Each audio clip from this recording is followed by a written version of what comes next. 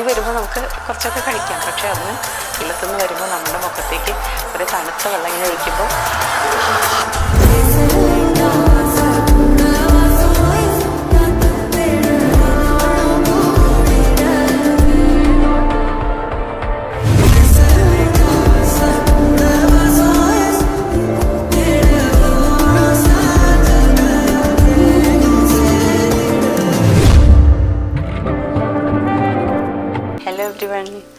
ഇന്ന് ഞാൻ കുറച്ച് ഹെൽത്ത് ടിപ്സ് ആയിട്ടാണ് വന്നിരിക്കുന്നത്.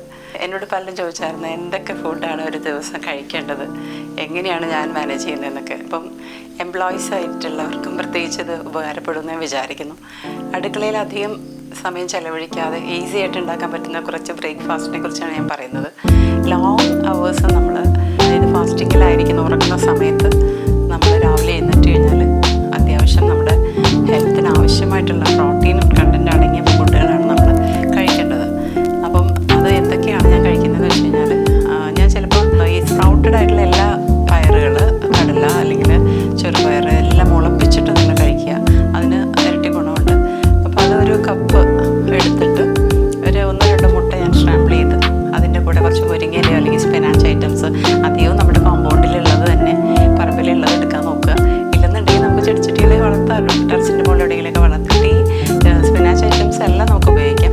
അതുപോലെ മഷ്റൂം നമുക്ക് ഉപയോഗിക്കാം. അതിൻ്റെ കൂടെ നമുക്ക് ഓരോ സ്പൈസസ് എന്തൊക്കെയാണെന്നൊക്കെ ആവശ്യമുള്ള കുരുമുളക്, മഞ്ഞൾ, ഉപ്പോ അങ്ങനെ എന്തെങ്കിലുമൊക്കെ ഇടുക.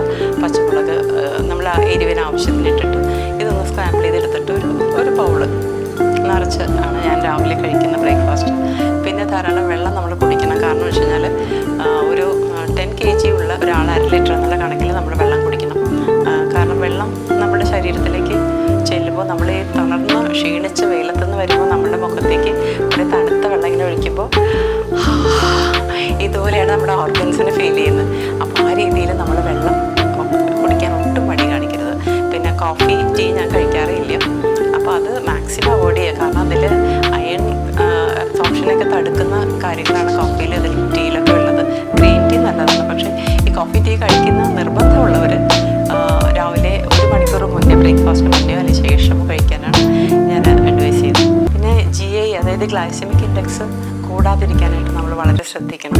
നമ്മളിപ്പോൾ കുറച്ച് നല്ല ഷുഗർ ആയിട്ടുള്ള കുറച്ച് പായസം എന്തെങ്കിലും ഒരു മധുരം കഴിച്ച് കഴിയുമ്പോൾ നമ്മുടെ ഷുഗർ ലെവൽ അങ്ങോട്ട് പെട്ടെന്ന് ഹൈക്കാവും. അങ്ങനെ പെട്ടെന്ന് ഹൈക്കാവുമ്പോൾ നമ്മുടെ പാൻക്രിയാസിന് അത് വീക്കാവും. അതിന് റിലേറ്റഡ് ആയിട്ട് നമ്മുടെ ഹാർട്ട് ഡിസീസ് അല്ലെങ്കിൽ എല്ലാം വരാനായിട്ട്, കിഡ്നി, ലിവർ ഇതിനൊക്കെ ഡാമേജ് ആവാനായിട്ട് ഇടയാവും. അതുകൊണ്ട് ഗ്ലൈസമിക് ഇൻഡെക്സ് ഉള്ളത് ഫ്രൈഡ് ഐറ്റംസ്, വറുത്തതും പൊരിച്ചതുമായിട്ടുള്ള ഭക്ഷണങ്ങൾ രാവിലെ ഒരിക്കലും കഴിക്കരുത്. പ്രത്യേകിച്ചും അത് അവോയ്ഡ് ചെയ്യാൻ പറ്റുമെങ്കിൽ പ്രത്യേകിച്ച് വെജിറ്റബിൾ ഓയിൽ, അപ്പോൾ നമ്മുടെ ബാഡ് കൊളസ്ട്രോൾ ഉണ്ടാക്കും. അതൊക്കെ അവോയ്ഡ് ചെയ്യാൻ ശ്രമിക്കുക. അത് പ്രത്യേകിച്ചും നമുക്ക് റിഫൈൻഡ് ആയിട്ടുള്ള ഇതുപോലുള്ള അതിൽ നിന്ന്, അതുപോലെ തന്നെ rice, white rice, white sugar, ഇതൊക്കെ മാക്സിമം അവോയ്ഡ് ചെയ്യാൻ ശ്രമിക്കുക. കൊതി വരുമ്പോൾ നമുക്ക് കുറച്ചൊക്കെ കഴിക്കാം. പക്ഷേ അതിന് ലിമിറ്റ് ഇട്ടിട്ട് കുറേ ഗ്യാപ്പ് ഇട്ടിട്ടൊക്കെ ഇടയ്ക്ക് കഴിക്കുവാണെങ്കിൽ ഇപ്പോൾ ആഴ്ചയിലൊന്ന് ഒരു ഐസ്ക്രീമൊക്കെ ഞാൻ കഴിക്കാറുണ്ട്. കോൺ ഐസ്ക്രീമൊക്കെ കൊതി വരുമ്പോൾ ചിലപ്പോൾ നമ്മൾ കഴിക്കും. അതുപോലെ ബിരിയാണി ചിലപ്പോൾ ആഴ്ചയിലൊന്നൊക്കെ കഴിക്കാറുണ്ട്.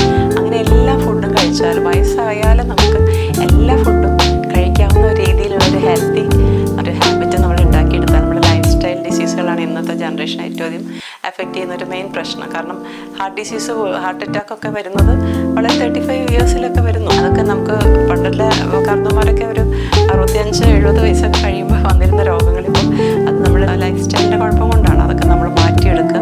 പിന്നെ ഞാൻ കഴിക്കുന്നത് ബ്രോക്കൺ വീറ്റ്, അത് ചിലപ്പോൾ പായസം എന്ന് പറഞ്ഞു കഴിഞ്ഞാൽ ഒരുപാട് മധുരമൊന്നും ഇട്ടിട്ടല്ല.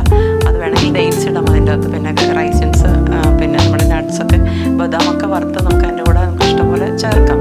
അത് വല്ല നെയ്യിലോ അല്ലെങ്കിൽ ബട്ടറിലോ ഒക്കെ ആണ് യൂസ് ചെയ്യുന്നത് നല്ലത്. പിന്നെ അതുപോലെ തന്നെ നമ്മൾ ബ്രോക്കൺ വീറ്റ് അത് നമുക്ക് ഒരു ഉപ്പുമാവ് ഉണ്ടാക്കി കഴിക്കാൻ വേണമെങ്കിൽ. അല്ലാതെ നമ്മൾ ഈ സാധാരണ കഴിക്കുന്ന അതേ പാറ്റേണിലുള്ള പാരമ്പര്യമായ രീതിയിൽ ചപ്പാത്തി, പുട്ട്, ഇടിയപ്പം, അതുപോലെ തന്നെ എന്താ പറയുക, പൂരി, മസാല, ഇങ്ങനെയുള്ള എല്ലാം കഴിക്കണമെന്ന് യാതൊരു നിർബന്ധവുമില്ല. നമ്മൾ തന്നെ നമ്മുടെ ആരോഗ്യം സൂക്ഷിക്കാൻ വേണ്ടിയിട്ട് നമ്മളിതെല്ലാം മാറ്റിയെടുത്താൽ നമ്മുടെ തലമുറകളും അത് പോലെ ഇപ്പം എൻ്റെ കുട്ടികൾക്ക് ഞാൻ ചായ കാപ്പിയൊന്നും കൊടുത്ത് ശീലിപ്പിച്ചിട്ടേ ഇല്ല. അതുകൊണ്ട് അവർക്കൊരു നിർബന്ധമില്ല. ആ സമയം ഇന്നിപ്പോൾ രാവിലെ എഴുന്നേൽക്കുമ്പോൾ തന്നെ ചായ കാപ്പി കിട്ടിയില്ലെങ്കിൽ ഭയങ്കര ബുദ്ധിമുട്ടാണ്. അത് നമ്മളെന്ത് ശീലിപ്പിക്കുന്നു അതാണ് നമ്മുടെ ബോഡിയും അത് തന്നെയാണ് യൂസ്ഡ് ആവുന്നത്. അപ്പോൾ അതുകൊണ്ട് നമ്മളൊരു ഹെൽത്തി ഹാബിറ്റ് ഉണ്ടാക്കിയെടുത്താൽ നമുക്കത് ഹെൽത്ത് ഈസ് വെൽത്ത് എന്നല്ലേ. ഇപ്പോൾ നമുക്ക് വർഷങ്ങൾ കഴിഞ്ഞാലും ഇതേ ആരോഗ്യത്തോടെ കൊളസ്ട്രോള്, പ്രഷർ, ഷുഗർ ഇതൊന്നുമില്ലാതെ നമ്മുടെ ഓർഗൻസിനെല്ലാം നല്ലൊരു ഹെൽത്തി ആയിട്ട് തന്നെ നമുക്ക് കൊണ്ടുനടക്കാൻ സാധിക്കും.